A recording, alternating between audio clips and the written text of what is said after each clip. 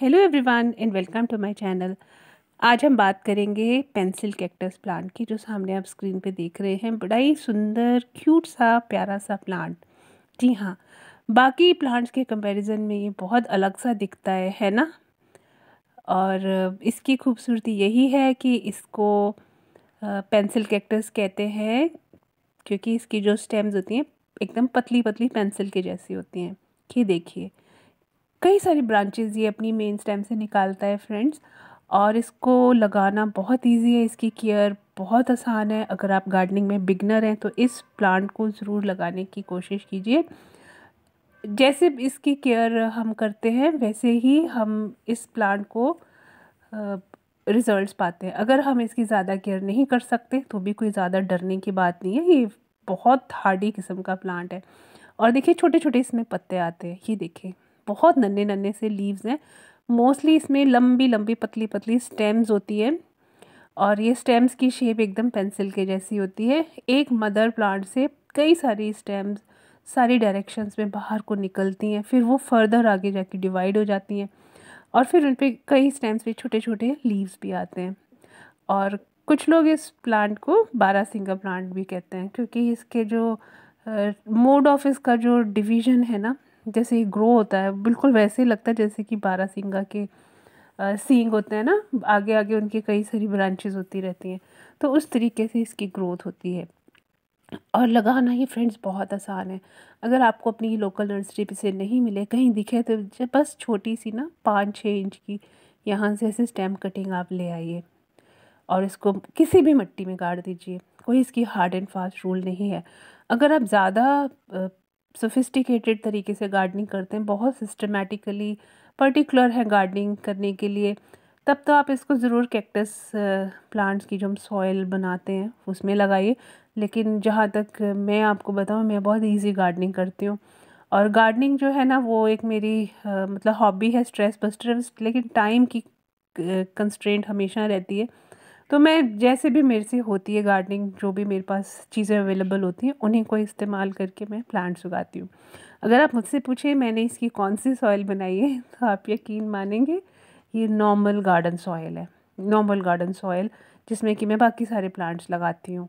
सोचा तो था मैंने कि इसकी मैं थोड़ी सैंड कहीं से लेकर के आऊँ और फिर मैं उसको प्रॉपर एक अच्छी अच्छी 50% सैंड और सॉइल मिला के इसकी बनाऊँ। बट देन आई थॉट कि एक प्लांट के लिए मैं इतना मेहनत मशक्क़त करूँगी, और मैं सिटी से बाहर आउटस्कर्ट्स पे रहती हूँ।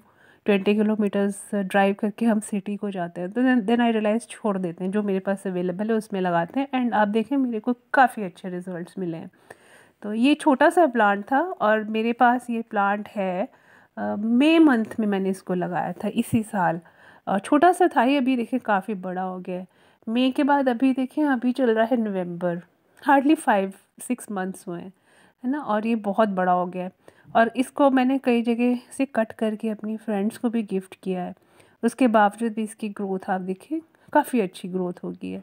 बस आगे से एक ब्रांच के बाद ये डिवाइड होता जाता है। अच्छा, बात करें इसकी पॉट की, आपने पॉट में अच्छे सारे होल्स बनाने हैं, वेल ड्रेन्ड इसकी सॉइल रहती है। क्योंकि इसकी जो स्टेम्स है ना फ्रेंड्स, इसमें ऑलरेडी मॉइस्चर स्टोर्ड रहता है, फ्लूइड होता है उसमें, जो एक वाइट कलर का एक फ्लूइड निकलता है जब हम इसकी स्टेम कटिंग्स लेते हैं। तो आप कहीं से अगर इसकी कटिंग कट करके लाएंगे तो कोशिश करें कि आप किसी सीज़र या ब्लेड से कट करें। अगर आपने हाथ से ही कट करनी है तो इमीडिएटली आप घर आके सबसे पहले अपने हाथ धोइए, क्योंकि इसमें एक पॉइजनस सा सैप निकलता है जो मिल्की कलर का होता है। और ये इसकी डिवीज़न आप देखें, स्टेम्स की एक के बाद एक कई सारे डिविजन्स होती हैं। और बस एक दफ़े आप इस प्लांट को लेके आते हैं, फिर तो आप जब भी इसकी ट्रिमिंग करेंगे सारी स्टेम्स को बचा लीजिए। किसी भी पॉट में ये लग जाता है, चाहे आप सिरामिक में लगाएं, मड में पॉट में लगाएं या प्लास्टिक में लगाएं। और कई बार हमारे घरों में कप भी टूट फूट जाते हैं, ये छोटे प्लांटर में भी आसानी से लग जाता है। लोकेशन की बात करें तो इसको ब्राइट लाइट बहुत पसंद है। मैं यहाँ रखती हूँ इसको अपनी फ्रंट बालकनी में। नीचे मैंने एक प्लेट लगा रखी है, और यहीं पे कुछ और भी प्लांट्स हैं जिनको कि ज़्यादा धूप की ज़रूरत होती है। तो ये यहीं रहता है। प्लांटर वेस्ट प्लास्टिक का डब्बा है, जिसको मैंने अभी तक पेंट करने के लिए टाइम ही नहीं निकाला है। और अगर आपके घर में फ्रंट में या इतनी अच्छी धूप नहीं आती तो भी चिंता की कोई बात नहीं है। आप इस प्लांट को किसी ऐसी जगह रख सकते हैं जहाँ पे इनडायरेक्ट सनलाइट आती हो। और बिल्कुल छाया में अंधेरे में आप ना रखें इसको, कोई ना कोई विंडो के पास आप इसको रख सकते हैं।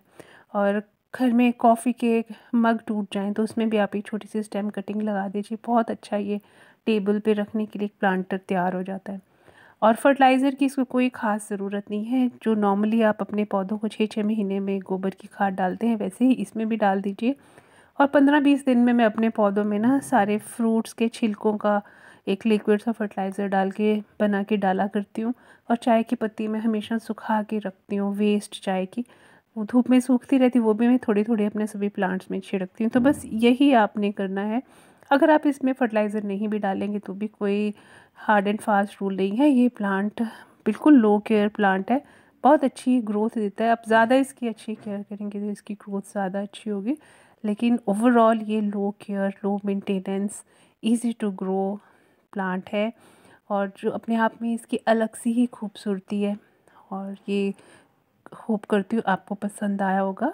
Thank you so much for watching.